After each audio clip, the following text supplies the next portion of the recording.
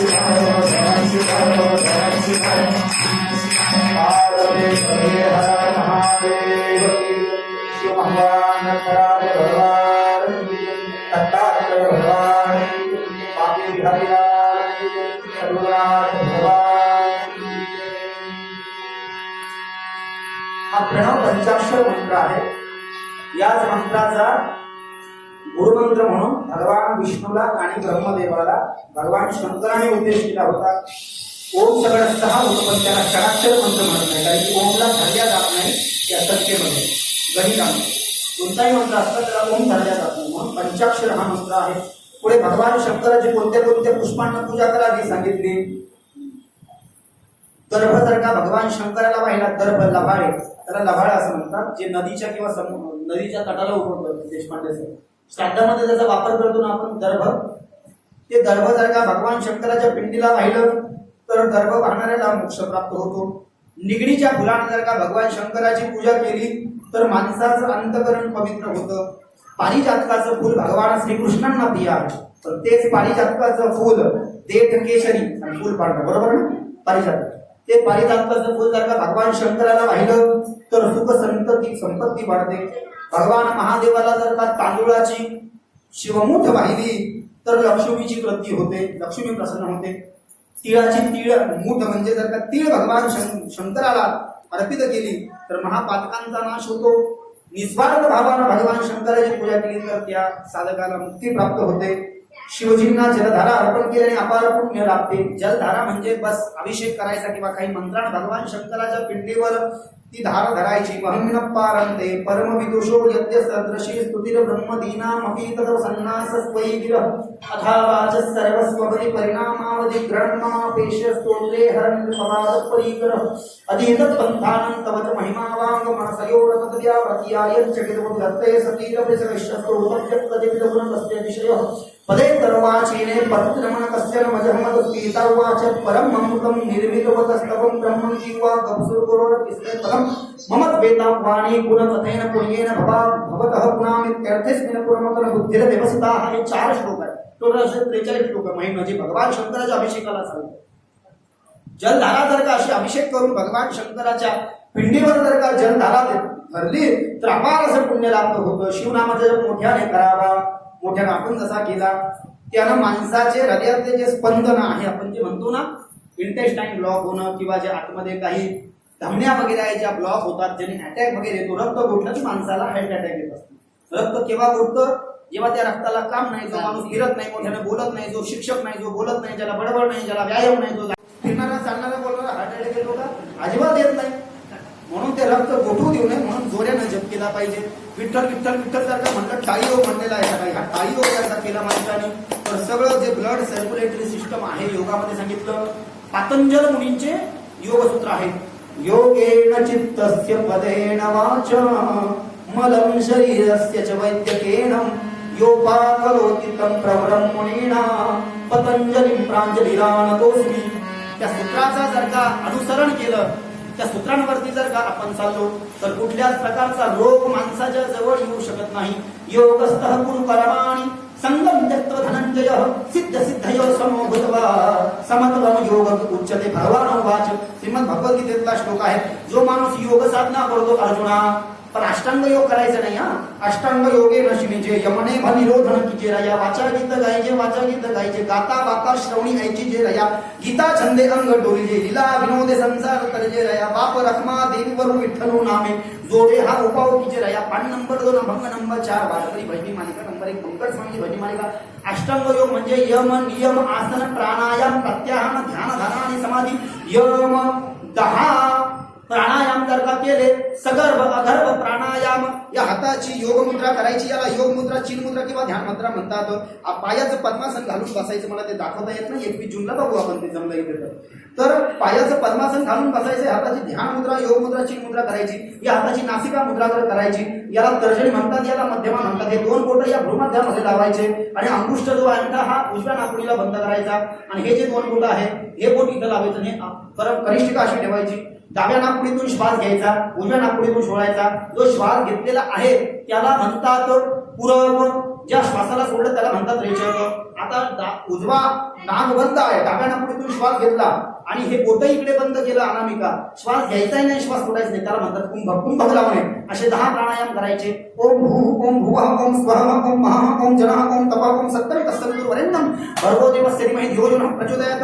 असं 3दा म्हणायचं आणि मग कुंभक लावल्यावर असं म्हणून 3दा म्हणून डाव्या नाकपुडीने श्वास घेतला, उजव्या नाकपुडीने सोडायचा.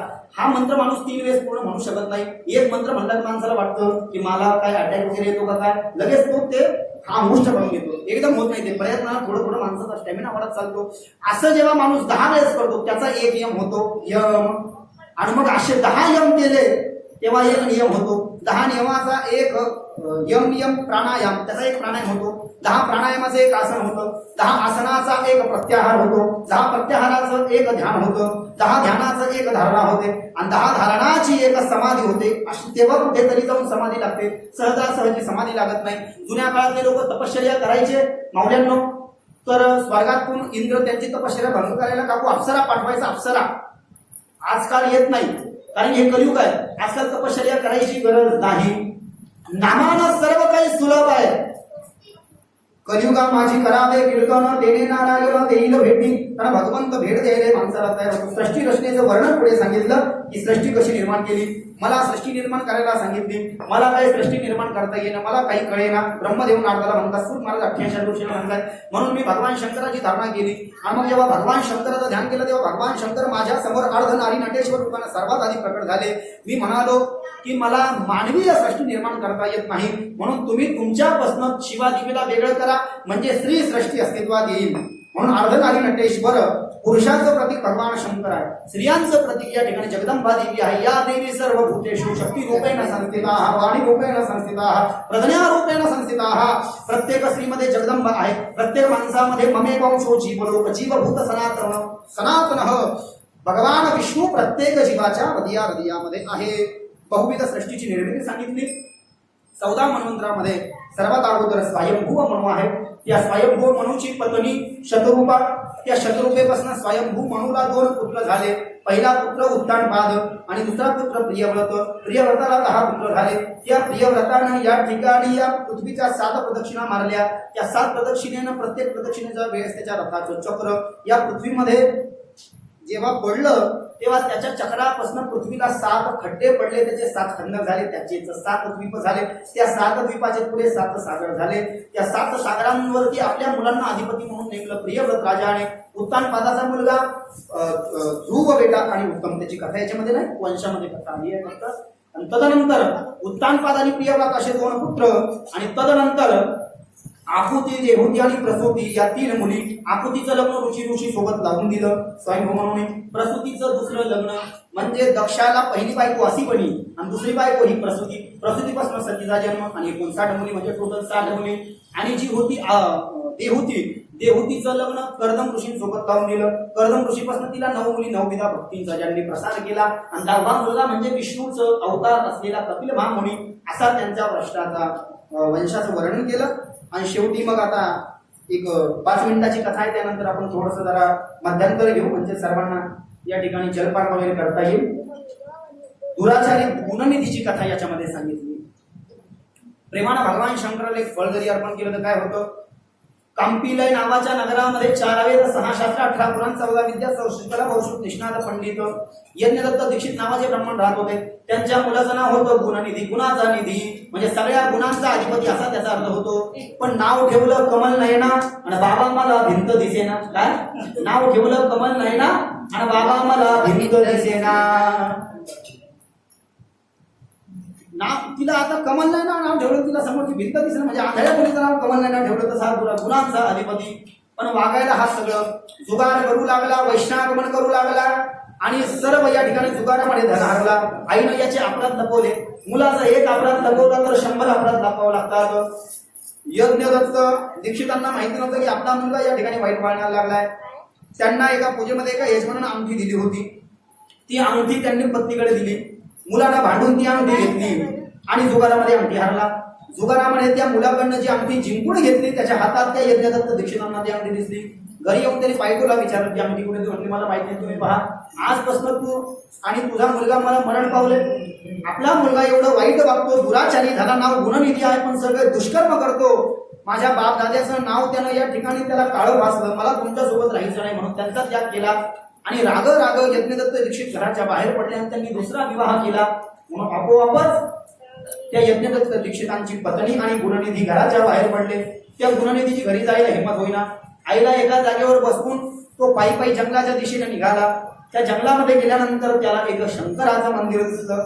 त्या शंकराच्या मंदिरामध्ये काही शिवभक्त भगवान शंकराचा उत्सव करण्याकरता आले होते.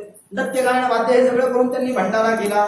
पण गुणनिधीची तिथे जायची हिंमत झाली नाही.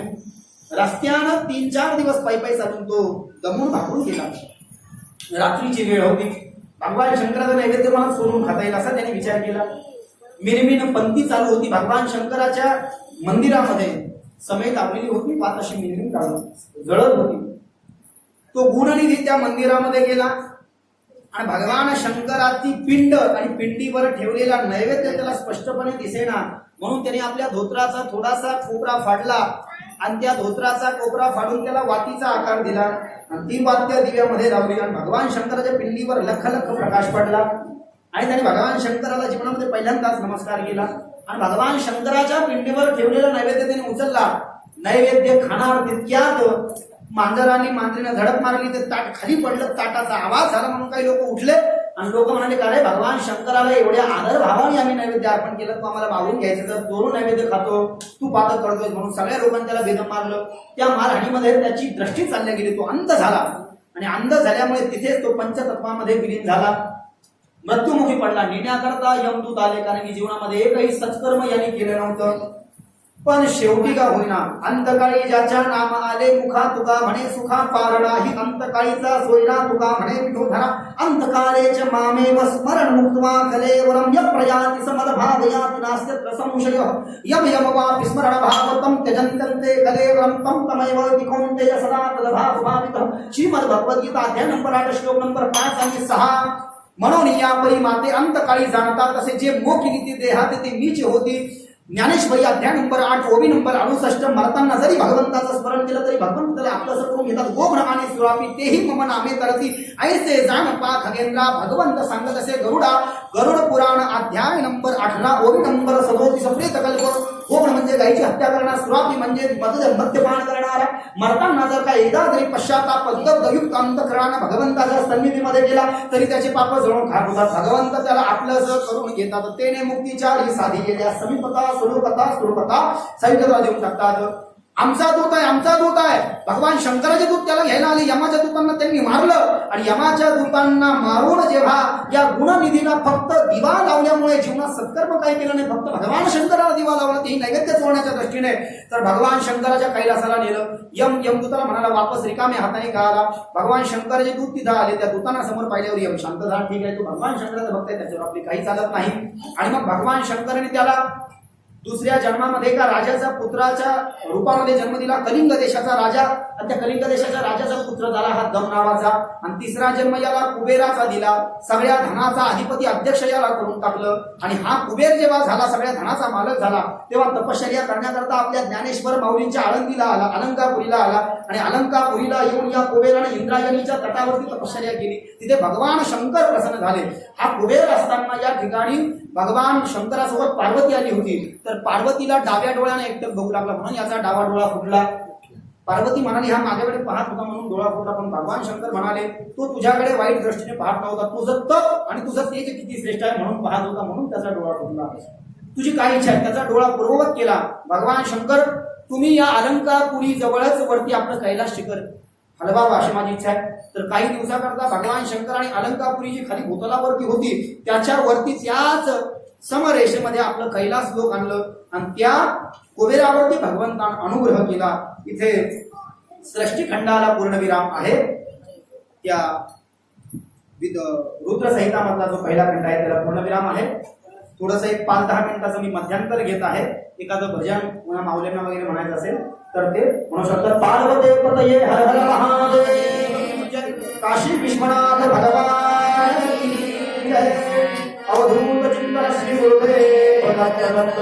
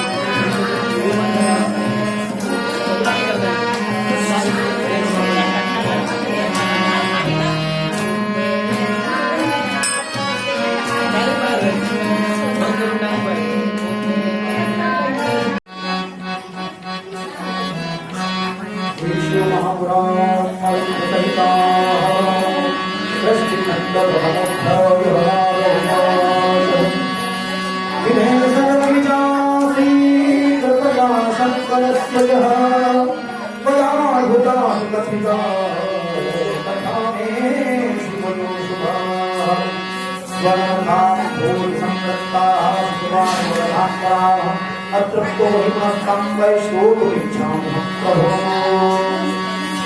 रुद्र संहितेमध्ये जे 5 खंड आहेत त्यापैकी आपण सृष्टिखंडाला पूर्ण विराम दिला। देवर्षी नारदांना ब्रह्मदेव सतीखंडाचं वर्णन करून सांगतायत। ज्या सतीखंडामध्ये पूर्ण सतीचं वर्णन आहे, ज्याचे 43 सत्य आहे, त्यांची तर नाव होईल काही उद्या, आणि उद्या पार्वती खंड आहे। सतीखंडानंतर विशेष सूचना मी आता आपल्या सर्वांना देतो, सर्वांनी लक्षपूर्वक ऐका। सतीखंड आणि पार्वतीखंड, भगवान शंकराचा पहिला विवाह सतीसोबत झाला, सर्वांना माहिती आहे। तीच सतीनंतर जी दक्षाची कन्या होती, तिने स्वतःच्या शरीराचा त्याग केल्यानंतर, योगाग्नीमध्ये स्वतःचा देह भस्मसात केल्यानंतर हिमालय आणि मेनेच्या इथं ती पार्वती रूपाने जन्म असेल। तर भागवतामध्ये जसं रुक्मिणी आणि कृष्णाचं रुक्मिणी स्वयंवर, रामायणामध्ये रामसीता स्वयंवर, तसं शिव महापुराणामध्ये भगवान शंकर आणि पार्वतीचा विवाह विशेष। सतीचा पण आहे 2 विवाह आहे, पण 2 नाही लावता येत, म्हणून सतीचं एखादं मंगळ अष्टकाचं चिंतन करून उद्या जेव्हा सतीखंड आणि पार्वतीखंड, सतीखंडाचा उर्वरित भाग राहील, आज काही थोड्या कथा 15 ते 20 मिनिटांमध्ये, तदनंतर उद्या सतीखंडाच्या काही उर्वरित शेष कथा, तदनंतर जेव्हा पार्वती खंडामध्ये आपण प्रवेश करू तेव्हा माता पार्वती आणि भगवान शंकराचा विवाह मुख्य वैदिक पद्धतीने, आपण कर्मकांडीय शास्त्रीय पद्धतीने संकल्पोक्त भगवान शंकराची आणि माता पार्वतीची तुलसी रूपामध्ये पूजा करून शंकरजींचा फोटो मधात अंतरपाठ, सर्वांना अक्षर वगैरे देऊन हा विवाह संपन्न करूया। अक्षर वगैरे अंतरपाठ इथे तयार करण्यात येईल, कन्यादानाचा कार्यक्रम त्यामध्ये असेल। उद्या कन्यादानाच्या द्वारे या ठिकाणी ज्यांना कोणाला दान द्यायचं असेल ते देऊ शकतात। ही सूचना परत एकदा जेव्हा आरती संपेल तेव्हा मी सांगेन। भगवान शंकराची पहिली पत्नी ही सती आहे, ती आदिशक्तीचा अवतार आहे, जिला महाकाली, महालक्ष्मी, महासरस्वती, राजराजेश्वरी, त्रिगुणात्मिका, श्री दुर्गा, जगदंबा म्हणतात। देवी भागवतामध्ये तर सांगितलं की देवीच सर्वांची जननी आहे। ब्रह्मदेवाला जगदंबेच्या उजव्या पायाच्या अंगठ्याच्या नखामध्ये संपूर्ण जग दिसलं होतं, एवढी मोठी जगदंबा। आणि मणिद्वीप नावाचं देवीचं पद आहे। जसं वैकुंठामध्ये भगवान विष्णू राहतात, कैलासामध्ये शंकर राहतात, तसं जगदंबा देवी मणिद्वीपामध्ये राहते। देवीचं दर्शन करायला 3 जण गेले होते, तर देवीच्या जवळ गेले पण स्त्रिया झाले होते 3 जण। देवी भागवत आपण ऐकलंय मागच्या वेळेस, मला वाटतं घरी आमच्या, एकदा ऐकल्यावर लक्षात राहत नाही, क्लिष्ट कथा आहे, याला वारंवार ऐकावं लागतं। तसं भागवत रामायण ऐकून लोक आहे की नाही, रामायण तर बऱ्याच जणांना ऐकणाऱ्याला सांगणाऱ्यापेक्षा जास्ती पाठ आहे, तसं हे या कथा थोड्याशा क्लिष्ट आहे। वारंवार जोपर्यंत आपण याचं श्रवण करत नाही, आपल्या मातृभाषेमध्ये याचं श्रवण करत नाही, तोपर्यंत या कथेचे भाव उघडत नाही। सती माता तिने भगवान शंकराला प्राप्त करण्यासाठी कठोर साधना केली होती, जेव्हा ती दक्षाची पुत्री झाली होती आणि ती भगवान शंकराची पत्नी झाली, याला कारण मीच आहे, अशी कथा भगवान ब्रह्मदेव नारदाला सांगतायत या शिव महापुराणामध्ये, रुद्र संहितेमध्ये, सतीखंडामध्ये। हीच कथा सूत महाराज 88,000 ऋषीला त्रिवेणी संगमाच्या तटावरती या ठिकाणी जे यज्ञाच्या निमित्ताने जमलेले ऋषी आहेत त्यांना सांगतात। ब्रह्मदेव म्हणाले, नारदा, मी माझ्या मनापासून एका पुत्राला निर्माण केलं, तर त्या पुत्राचं नाव होतं कामदेव। आणि कामदेव असल्यामुळे त्याच्यामध्ये दर्प होता, म्हणून त्याला दर्प नाव पडलं। कंदर्प, मदन, त्याला पाहिल्याबरोबर लोकांमध्ये कामवासना निर्माण व्हायची, तो मदन। त्या कामदेवाला माझ्या मनापासून निर्माण केलं, आणि तसंच त्या कामदेवासारखा आणखीन एका पुत्रीला मी निर्माण केलं, तिचंच नाव संध्या, म्हणजे सरस्वती। मुख्य नाव तिचं संध्या सांगितलं। तर ती संध्या ही ब्रह्मदेवाची कन्या आहे। कामदेव हाही ब्रह्मदेवाचा मानसपुत्र आहे, ब्रह्मदेवाच्या मनापासून निर्माण झाला म्हणून मानसपुत्र कामदेव, ज्याने नंतर रती सोबत विवाह केला, आणि हा संध्या ही त्यांचीच कन्या। कामदेव जेव्हा निर्माण झाला तेव्हा त्यांनी ब्रह्मदेवाला नमस्कार केला। ब्रह्मदेव म्हणाले, तू तुझं कार्य कर, तुझ्यामुळे जगामध्ये लोकांना ताप निर्माण होऊन लोकांमध्ये कामवासना निर्माण होईल। मी स्वतः ब्रह्मदेव, शंकर आणि विष्णू आम्ही तिघही तुझ्या स्वाधीन राहू, तू आमच्यावरही वेळ प्रसंगी तुझा प्रभाव चालेल, असं वरदान जेव्हा ब्रह्मदेवानी कामदेवाला दिलं, ब्रह्मदेव नारदाला सांगतायत, तेव्हा कामदेवानी ब्रह्मदेवानी सांगितलेलं सत्य आहे की नाही याची प्रतिती पाहण्यासाठी त्यांनी आपल्या खांद्यावरचा धनुष्य काढला आणि धनुष्याला 5 बाण लावले। 5 बाण होते त्याच्याकडे, त्या बाणाचं नाव असं आहे, रोचन 1, हर्षण 2, मोहन 3, पोषण 4 आणि मारण 5, अशी 5 बाणं त्यांनी एकाच वेळी त्या धनुष्याला लावली. ती 5 बाणं त्यांनी ब्रह्मांडामध्ये सोडली. ब्रह्मांडामध्ये सोडल्याबरोबर सगळ्या प्राणी मात्रांमध्ये या ठिकाणी सगळे प्राणी या ठिकाणी काम विबल झाले. सगळ्यामध्ये काम भावना जागृत झाली. ब्रह्मदेवामध्ये तर सगळ्यात जास्ती काम भावना जागृत झाली. भगवान विष्णू तर ध्यान निमग्न होते म्हणून प्रश्न नाही. शंकर तर समाधीमध्ये असतात. पण ब्रह्मदेवामध्ये कामवासना जागृत झाल्यामुळे ब्रह्मदेवानेच निर्माण केलेल्या कामदेवाने सोडलेल्या बाणामुळे ब्रह्मदेव त्यांच्याच मनापासून निर्माण झालेली कन्या संध्या त्या संध्येच्या पाठीमागे पळाले. संध्येवर अनुरक्त झाले. म्हणून सगळ्या देवतांनी विशेष रूपाने शंकरानं भगवान शंकराचा धिक्कार केला. भगवान ब्रह्मदेवाचा धिक्कार केला. शंकराने धिक्कार आहे तुझा, एवढा मोठा तू ब्रह्मदेव सनातन देव आहे, 4 वेदाचं प्रतिनिधित्व तू करतोय, 4 वेदाला तू धारण केलंय, यज्ञाचा अधिपती आहे आणि स्वतःच्या हृदयापासून निर्माण झालेल्या कन्याचा अभिलाष तू धरलास, तुझा धिक्कार आहे. ब्रह्मदेवाला ही पुच्छता वाटली. शंकराने जेव्हा झिडकारलं ब्रह्मदेवाला, म्हणून राग त्यांनी या ठिकाणी कामदेवाला श्राप दिला. तू जर का ते बाण सोडले नसते, मी तुला काय म्हटलं की दुसऱ्या प्राणी मात्रावर तुझ्या कामाचा पगडा चालेल, पण तू सोडलेल्या बाणामुळे मी तुला जन्म देऊन मलाच माझ्या मुलीच्या पाठीमागे पाळल्यामुळे भगवान शंकराने माझा धिक्कार केला. म्हणून तू वेळ प्रसंगी भगवान शंकराच्या तृतीय नेत्राच्या द्वारे जो अग्नी निर्माण होईल त्याच्यामध्ये जळून तू खाक होशील, असं त्याला श्राप देऊन टाकला. म्हणून अन्य पुराणामध्ये फक्त भगवान शंकराने याला जळून खाक केलं, पण ब्रह्मदेवाने श्राप दिला होता. ही कथा फक्त शिव महापुराणात. आता ब्रह्मदेवाच्या उजव्या पायाच्या अंगठ्यापासून दक्ष नावाच्या पुत्राची निर्मिती झाली. दक्ष हाही ब्रह्मदेवाचा मानस पुत्र आहे. दक्षाला भगवान ब्रह्मदेवानं प्रजापतींचं या ठिकाणी अधिपती पद दिलं. दक्षाच्या पहिल्या बायकोचं नाव आहे आसिवनी. त्या आसिवनी बायकोपासून दक्षाला 2 वेळेस हजारो पुत्रांची प्राप्ती झाली होती. ती कथा पुढे येईल. दक्षाच्या घामापासून दक्षाने जेव्हा तपश्चर्या केली तेव्हा दक्षाला घाम आला आणि दक्षाच्या घामाचे काही थेंब जमिनीवर पडले. त्या थेंबामधनं एक कला निर्माण झाली आणि त्या कलेपासून रती नावाची स्त्री निर्माण झाली. ती रती म्हणजे कामदेवाची पत्नी, म्हणजेच ब्रह्मदेवाची सून. ती रती, त्या रतीसोबत कामदेवाचा विवाह करून देण्यात आला. आणि तदनंतर मग ही जी संध्या आहे, ही संध्या तपश्चर्येसाठी गेली. तिने ब्रह्मदेवाचा नमस्कार केला आणि ब्रह्मदेवाला नमस्कार करून चंद्रभागेच्या तेरी उभा पंढरी तो पहा विठ्ठली विठ्ठल विठ्ठल जय हरी जय विठ्ठल विठ्ठल जय. त्या चंद्रभागेच्या तीरावरती एक चंद्रभाग नावाचा पर्वत शिव महापुराणामध्ये सांगितला. आता आहे का नाही माहिती नाही. त्या काळामध्ये त्या चंद्रभागा नदीच्या तीरावरती चंद्रभागा नावाचा पर्वत, त्या पर्वतावरती ती शंकराची तपश्चर्या करायला गेली संध्या. ती म्हणाली माझे वडील माझ्यावरती अनुरक्त झाली, यामध्ये ब्रह्मदेवाची चुकी नाही, कारण की त्यांनी निर्माण केलेला पुत्र कामदेवाने असे बाण सोडले की सगळं जग काम विफल झालं. मला त्याचं काही वाईट वाटत नाही, पण माझ्या वडिलांना त्याचं वाईट वाटते, म्हणून मला माझ्या वडिलांच्या सोबत राहायचं नाही, म्हणून मी माझ्या देहाचा त्याग करू इच्छिते. मग शंकर म्हणाले तुझी इच्छित मनोकामना पूर्ण होईल. जिथे मेधा तिथे ऋषी यज्ञ करत आहे तू तिथे जा. तिथे तुझं शरीर त्यांच्या आज्ञेने तू यज्ञकुंडामध्ये दहन करून टाक. तिथे मी तुला दुसरं शरीर देईल. तिथे तुला दुसरं शरीर प्राप्त झाल्यानंतर मेधा तिथे तुझा कन्या म्हणून स्वीकार करतील.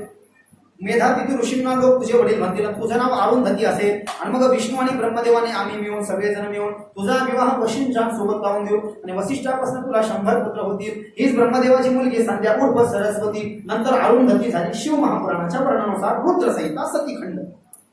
ही चंद्रभाग पर्वतावरती गेली. चंद्रभाग पर्वतावरती गेल्यानंतर हिने शंकराची तपश्चर्या केली. भगवान शंकर प्रसन्न झाले आणि हिला सांगितल्याप्रमाणे मी जी कथा सांगितली तसं वरदान प्राप्त झालं. हिला ते वरदान प्राप्त झाल्यानंतर ही तिथून खाली आली. मेधा तिथे ऋषी जिथे यज्ञ करत होती तिथे आली, प्रार्थना केली, मैं मेरे शरीर का त्याग करना चाहती हूँ बेटा, अग्नि में प्रवेश करो. संध्येनं त्या अग्नीमध्ये प्रवेश केला आणि तिचं ते शरीर जळून खाक झालं. आत्मा तसाच होता. त्या आत्म्याला भगवान शंकराने दुसरं शरीर दिलं, ती अरुंधती. आणि मग त्या अरुंधतींना कन्या म्हणून स्वीकार केला मेधा तिथीनं. तिचं वय जेव्हा लग्नायोग्य झालं तेव्हा विष्णूने आणि ब्रह्मदेवाने शंकराने तिघाने मिळून तिचा विवाह वसिष्ठ गुरुदेवांसोबत लावून दिला असं. तदनंतर मग ब्रह्मदेवाला एक गोष्ट सलत होती की शंकराने माझा धिक्कार केला, मी माझ्या मुलीवर अनुरक्त झालो म्हणून. आता भगवान शंकर योगी म्हणतात ना स्वतःला, तर भगवान शंकराचं सुद्धा मी लग्न लावून देईल, त्यांना सुद्धा मी प्रपंचामध्ये पाडेल. प्रपंच हा दुःखानं भरलेला सागर आहे. दुःख बांधवरी आहे हा संसार, सुखाचा विचार नाही कोठे, सुखाचा विचार नाही कोठे. दुःखानं भरलेला हा संसार संसार आहे प्रपंच ओझो चित्त तुझे पायी मुडो ऐसे करिगा पांडुरंगा शुद्धरंग बावे रंगा पुरे पुरे आता नको दुजियाची सत्ता लटिके ते फेडा तुका म्हणे जाय पेडा 1279 नंबरचा 4 चरणाचा पण तुकाराम महाराज गाथ्यामध्ये सांगतायत की प्रपंचाच्या रंगामधनं कमी होऊ नया परमार्थाच्या रंगामध्ये मला रंगवून टाक तुकाराम महाराज म्हणतात. संसारामध्ये माणसानं कसं राहावं. सकाळी आमच्या माता मावल्या काही धान्य वगैरे पाखडतात, पाखडल्यानंतर काही धान्य जमिनीवर पडलेलं असतं तर तेच खाण्यासाठी आकाशामध्ये जे पक्षी विचरण करतात खायला येतात. तर का तुमच्या अंगणामध्ये धान्याचा एकही दान नसेल तर पक्षी येत नाही, पक्षी अंगणी उतरते ते का गुंतवून या राहते तैसे असावे संसारी जबवर प्राचीनाची दोरी वस्ती कर वस्ती आला प्रांत काळ उठवून गेला शरण एका जनार्दन अयसे असता भय प्रबळ. काय भय आहे त्याला जो अशा पद्धतीने संसारामध्ये राहील. पक्षी जसे येतात तसं माणसाला कामापुरतं संसारामध्ये राहावं. ब्रह्मदेव म्हणतात माझा धिक्कार केला शंकरानं तर शंकराला लग्न करायची इच्छा नाही सतीसोबत सुद्धा. सती कोण शंकराला आहे अंबिका पण पती रूपामध्ये स्वीकार केला नाही. ती शक्ती आहे स्त्री रूपाचा आविर्भाव तिच्यामध्ये आहे पण तिचं लग्न सती म्हणून ती दक्षाची पुत्री झाली पाहिजे म्हणून ब्रह्मदेव जगदंबेची तपश्चर्या करू लागला आहे. गिरी नंदी नंदी कमहे गिरी विश्व विनोदी नंदनते गिरी वरदित्य विनोदी निवासी विनोदी विनोदी भगवती देशी तमंत पुलंते भूरि पुलंते भूरि पुलंते जय जय हे महिमा सुरमणि नमः सैलसुते सुरवर वरेशिनि गुरुधर धरशिनि गुरुमुखमारशिनि हासनते त्रिभुवन पोषिनि सदगत पोषिनि कुलति तमोषिनि भंजरते सदगत रोषिनि सुररोषिनि गुरुमदरोषिनि सुरुते जय जय हे महिमा सुरमणि नमः सैलसुते मारत्नकबलिनि सैलसुते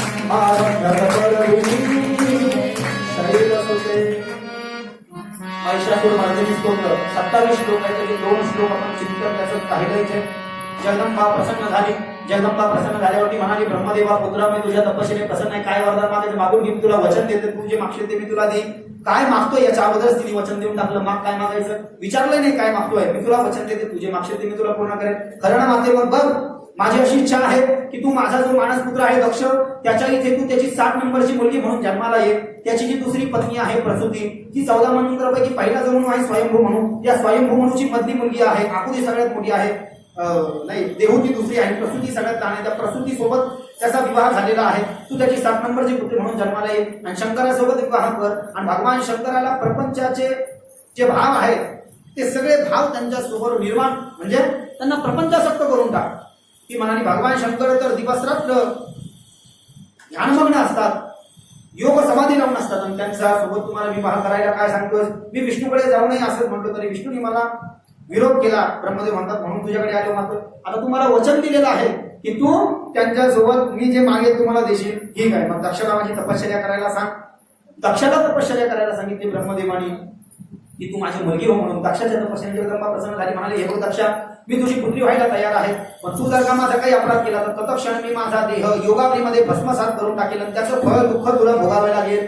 शिवपुराणामध्ये अशी कथा. अन्य पुराणामध्ये फक्त दक्षाने विरोध केला शंकरासोबत सतीच्या विवाहाला. शिव महापुराणामध्ये कथा तशी नाही. शिव महापुराणामध्ये दक्षानं राजे कुशीनं विवाह लावून दिला शंकरासोबत सतीचा. पण एका यज्ञामध्ये भगवान शंकर दक्ष हा प्रजापतींचा अधिपती असल्यामुळे सगळे देवता उठून उभा राहिले. शंकरांना सन्मान दिला नाही म्हणून तेव्हापासून द्वेष करू लागले. अशी शिव महापुराणामध्ये कथा आहे. दक्षाला सांगितलं मी तुझी कन्या व्हायला तयार आहे. मग दक्ष जो आहे दक्षाची पहिली पत्नी आसिमनीपासून 1000 पुत्र उत्पन्न केले आणि सिंधू नदी म्हणजे पाकिस्तान मध्ये जिथे सागराला जाऊन मिळते तिथे नारायण नावाचं तीर्थ आहे. त्या नारायण सरोवरामध्ये तपश्चर्या करायला गेले सृष्टी निर्माण करण्याकरता. नारदांनी त्यांना ब्रह्म मार्गाचा उपदेश केला. स्वतः स्वार्थ साधना तुम्ही करू नका. पुन्हा दुसऱ्यांदाही 1000 पुत्र उत्पन्न केले त्यांनाच त्या मार्गाने पाठवलं. नारदांना सांगितलं तुम्हाला जगाचं मोजमाप काही माहिती नाही. तुम्ही स्वार्थासाठी तपश्चर्या करू नका जगत कल्याणासाठी तपश्चर्या करा. दक्षाने श्राप देऊन टाकला तू माझ्या पुत्रांचा मार्ग या ठिकाणी भटकावून टाकला म्हणून तू 3 लोकांवर फिरत राहशील.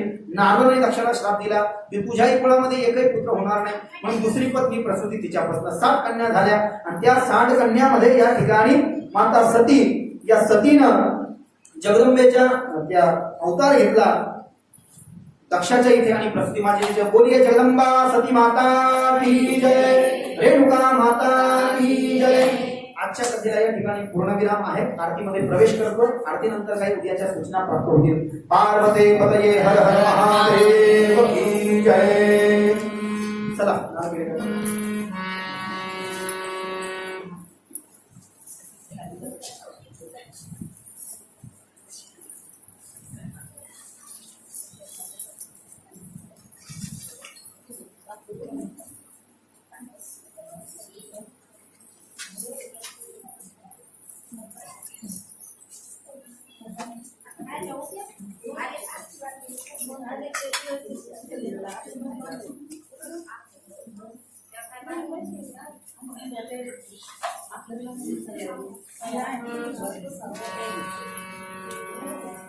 हा सिंधी गरज आहे का मग देण्याला मग देण्याला गरज आहे का सिंधी नाही आरती हां